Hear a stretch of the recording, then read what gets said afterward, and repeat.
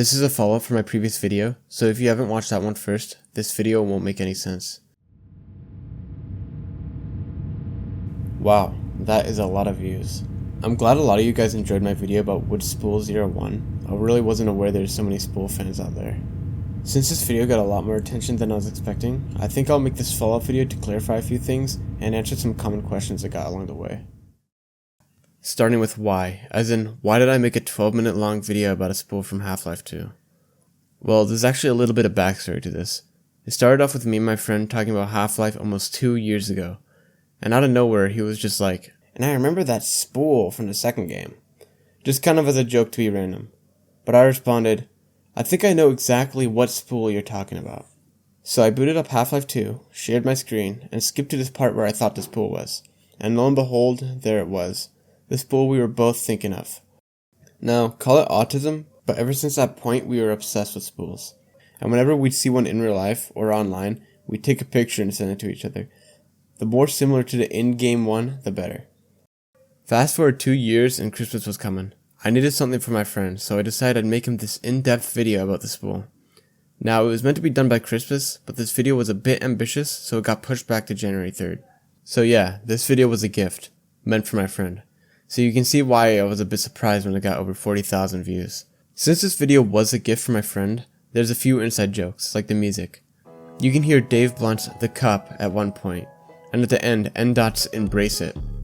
Both of which are songs we thought were funny and goofy. There's also some other little Easter eggs, but I'll let you guys find those.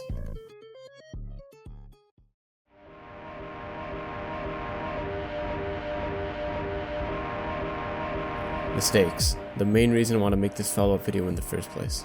This being the first time I'm making a video like this, there's going to be mistakes. And oh boy, there were quite a few. The biggest mistake I made is when I claimed there weren't any more spools beyond the ones I showed in Canals 03. This got pointed out a lot in the comment section. So thank you to everyone who helped with this. The main issue lied in the console command I made to try and locate the spools in episode 2. This command only works on entries that are loaded. So if I'm at the start of the map, and the prop that I want to find using my code is the end of the map, my script won't successfully find the prop unless I go over there and load it myself.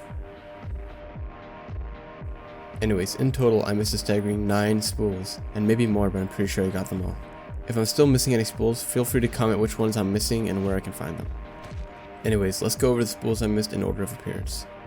Starting with 3 spools found on D3C1706A. Since these are in a base game, and are not in the following episodes, the spools are still brush entities, so they must have been directly copied and pasted over from Canals 03.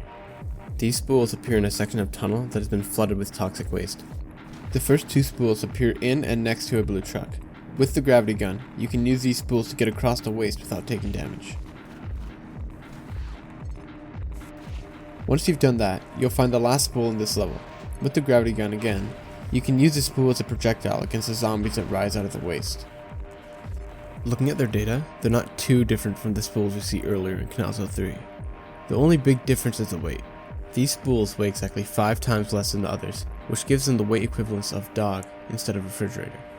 Another difference is that all 3 share the same name, Spool 3 Prop Flood Table 01, unlike the spools back in Canal 03, which each have unique names. These 3 new spools all use the name of the second spool found in the Canals 03 map. I think they copied that spool, divided its weight by 5, and then pasted it 3 times into C1706A. Now, moving on from the brush entities to the actual spool props found in episode 2, we got 4 in Outland 06 and 2 in Outland 06A. Going in order, let's start with the 4 we see in Outland 06. It's pretty similar to the last 3 spools I looked at, where you're supposed to use them to get across the toxic waste. You'll find the first one next to these 2 metal pipes, the second one on the far side of the toxic river, and the third and fourth a little downstream. Now before I get into their data, you should know all 4 spools are identical, so the data I read off applies to all 4 of them.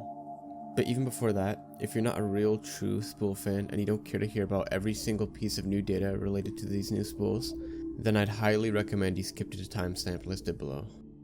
The data attached to a prop is quite different from that of a brush entity. First, I'll go over the new aspects specific to it being a prop. Firstly, we get an actual model path instead of an internal reference, followed by sequence, which gives us information about the prop's animation. In this case, the number, which is 0, tells us the index of the animation that should be playing. Now the text that follows, idle, is the animation state. Since there isn't an animation for the spool, it's set to idle, which is the default non-animated state. Cycle is also a key related to animation, but if I'm being honest, I don't really know what it means for certain. Just based on my experience with other video games, I think the first number is the current position of the animation, and the second number is the total length of the animation. The stress key is pretty self-explanatory. It just states the amount of stress the prop is under. If the stress exceeds the value here, and the prop is destructible, then the prop will break. But since this prop isn't destructible, the value is set to 0.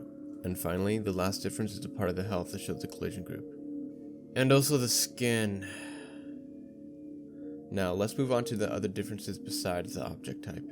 I think the name of these 4 spools is my favorite out of all the spools I've covered so far. Spool_model. Its beauty is in its simplicity. It speaks for itself. The second difference is the base prop data. Instead of being stone.huge, it's metal.large. And lastly, the mass is set to 200 kilograms, or 440 pounds, which seems to be a completely new number instead of a modification of a previous weight we've seen before. At this weight, the prop gets to keep its refrigerator weight class, and it's also the heaviest we've seen the spool so far. And now, the last 2 spools I missed. These spools can be found in Outland 06A, but instead of being in toxic waste, they're used as decorative props. This is the first time spools have been used as decoration instead of a gameplay mechanic. I enjoy these spools, very subtle, yet they add a lot to the environment, like a little cherry on top. These spools go by the name Prop Physics, with Prop Physics said again in parentheses. Besides the name, nothing about these spools are different, except for the cycle. So, in Half-Life 2, we have 12 spools total, with 50% of them being in the base game, and 50% of them being in the second episode. The spools are spread across 4 maps total, with the map with the highest number of spools being Episode 2 Outland 06, featuring 4 in total. Alright, that's the last of the mistakes I made. Time to move on to some theories. There's been a lot of comments providing theories about certain aspects of the wooden spool. Most theories center around what the writing on the top of the spool could be, starting with, it says 81 feet, standard for spooled cable length is 27 yards, so this makes sense. After doing some research, I couldn't find anything that backs this up, but I'll believe it. I wonder what kind of cables they would hold. Copper, iron, aluminum, the possibilities are endless. I don't know why, but to me these spools give off dockyard vibes, so my gut goes with the rope opposed to copper or anything like that. But this might just be because I associate these spools with water, because that's where I first found them. Here's another theory to what the text might say. And here's the final theory related to the text on the spool.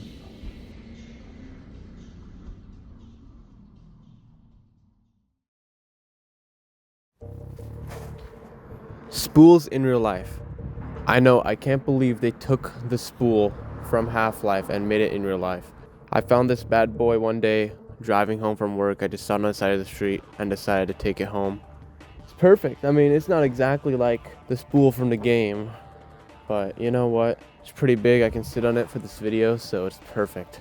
This isn't the only in real life spool I got. A few months ago, I got a 3D printer and I printed an actual replica of the Half-Life spool. Maybe it's not textured, but you know, you can see like the edges, you know, it's accurate. The geometry lines up. So on the side, I have this hobby called Urbex, right? So it's basically exploring abandoned buildings, stuff like that. And sometimes I'll find spools there. And for some reason, the spools I see in these abandoned places are like the most accurate. So for example, we got this one, you know, it's all right. This other one, it's just a top piece, but you know, it looks really similar. The wood kind of lines up. And then there's this other one I found kind of recently. It's a little small, but you know, it has a similar vibe to it.